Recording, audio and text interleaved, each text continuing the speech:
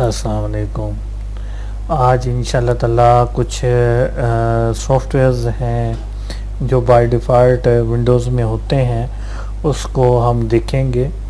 Start पे click करते हैं और ऑल प्रोग्राम्स पे क्लिक करने के बाद एक्सेसरीज़ पे क्लिक करेंगे।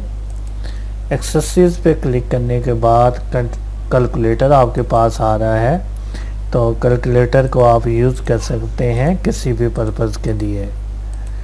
तो यहाँ पे इसके बाद दूसरा जो हमारे पास प्रोग्राम आ रहा है कमांड प्रॉम्प्ट है, ये आपको इस टाइप का नज़र आएगा।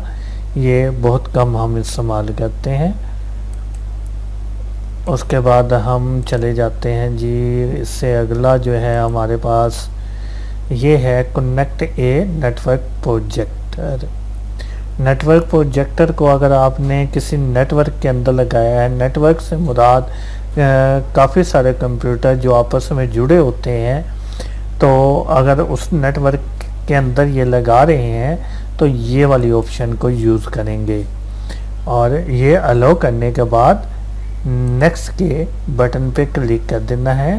ठीक है, ये सबसे पहले सर्च करेगा आपका प्रोजेक्टर और इस तरीके से सर्च करने के बाद इंस्टॉल कर लेगा और आप इंस्टॉल करने के बाद इस्तेमाल कर सकते हैं।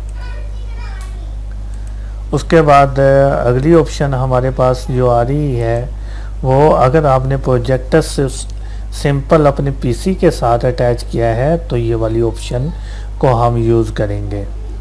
और इसके बाद ये मैथ इनपुट पैनल है, ये इस पर आप क्लिक करें तो मैथ की जो आपके मुख्तलिफ़ किस्म के ऑप्शंस होती हैं वो यहाँ पे हल की जा सकती हैं, जैसे ये मैंने की है।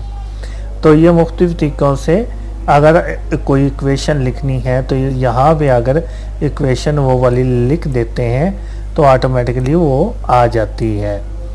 ये देखें, और ये मैं दरमियान में अगर इस तरीके से डाल रहा हूँ तो ये ऑटोमेटिकली इसके साथ आ जाएगी। तो इस ऑप्शंस को भी आप यूज़ इस ऑप्शन को भी कर सकते हैं। मैं इसको क्लोज कर रहा हूँ अभी। और उसके बाद हम चलते हैं स्टार्ट से एक्सेसरीज़ पे जा रहे हैं हम। एक्सेसरीज़ पे जाने के बाद यहाँ पे नोटपैड मौजूद है। नोटपैड यूज़ होता है टेक्स्ट वगैरह लिखने के लिए। अपने कीबोर्ड से कोई भी टेक्स्ट लिखेंगे तो इसमें टेक्स्ट लिखने के लिए इसको हम इस्तेमाल करते हैं। तो यहाँ पे ये बाद में इंशाल्लाह ताला हम इसको यूज़ करेंगे। और उसके बाद हम चले जाते हैं एक्सेसरीज़ के अंदर और यहाँ पे प्रिंट की ऑप्शन मौजूद है। तो यहाँ पे ये आप पेंट वगैरह कर सकते हैं, ये फ्री में आपके पास मौजूद है। ये मुख्तलिफ ऑप्शंस, ये ब्रश वगैरह है।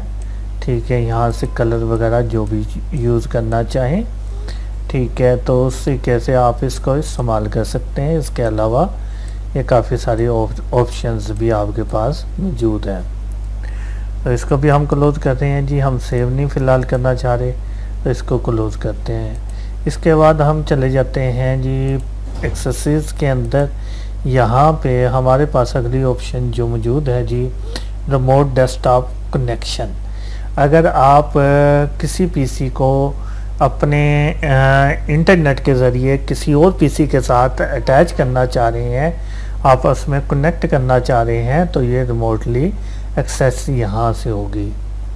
यहाँ पे रन की ऑप्शन है, इसमें कमांड्स वगैरह लगाते हैं। ठीक है, ये रन पे क्लिक करेंगे तो यहाँ पे कुछ कमांड्स होती हैं जो हमें लगानी पड़ती हैं, जो मुख्तलिफ पर्पज़ के लिए यूज़ होती हैं।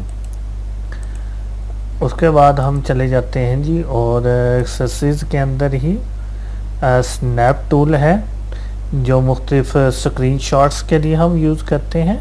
जैसे ये अगर आपने स्क्रीनशॉट लेना है तो ये सिर्फ सेलेक्ट करने की देर है, तो ये ऑटोमेटिकली उसका स्क्रीनशॉट ले लेगा। तो इसे भी सेव नहीं कर रहे। उसके बाद जी हम चले जाते हैं जी, फिर जा रहे हैं हम एक्सेसरीज़ की तरफ ही। यहाँ पे साउंड रिकॉर्डर है। अगर आपने वॉइस रिकॉर्ड करनी है तो यहाँ पे रिकॉर्डिंग की जा सकती है, लेकिन उसके लिए आपके पास माइक होना ज़रूरी है।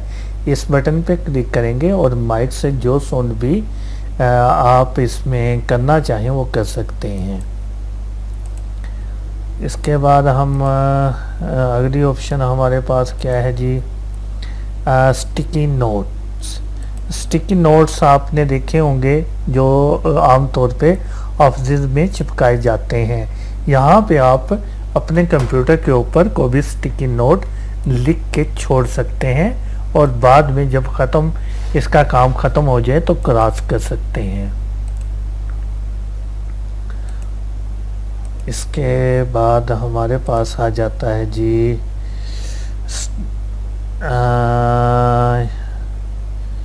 Word pad. एक तो विंडो एक्सप्लोरर है, विंडो एक्सप्लोरर वही है जो हमने कंप्यूटर से गए थे, वही है। उसके बाद हमारे पास नेक्स्ट ऑप्शन है ये वाली वर्ड पैड की। तो ये भी टेक्स्ट लिखने के लिए यूज़ होता है, लेकिन ये नोट पैड से बेहतर वर्जन है जिसमें काफ़ी सारे फंक्शंस हैं। इंशाल्लाह ताला इसके बारे में भी बात हम बाद में करेंगे। नहीं जी, ये इसके बाद हमारे पास मुख्तलिफ़ ऑप्शंस हो रही हैं, सिस्टम टूल्स हैं मुख्तलिफ़ किस्म के। तो यहाँ पे अगर डिस्क को क्लीन अप करना हो तो उसके लिए है, कंट्रोल पैनल इसमें है, कंप्यूटर इसमें पड़ा है, डिस्क फॉर्मेट आपने करनी है तो वो है, इंटरनेट एक्सप्लोरर है, ठीक है। इसमें काफ़ी सारे और रिसोर्सेज हैं। सिस्टम इंफॉर्मेशन देखना चाहें तो यहाँ से आप सिस्टम इंफॉर्मेशन अपनी देख सकते हैं। ये सारी डिटेल्स इसके अंदर हैं, आप इसको स्टेप बाय स्टेप करके देख सकते हैं। मुख्तलिफ फंक्शंस हैं, लेकिन इनमें से अक्सर हम टूल्स को यूज़ करके हम चेक कर चुके हैं।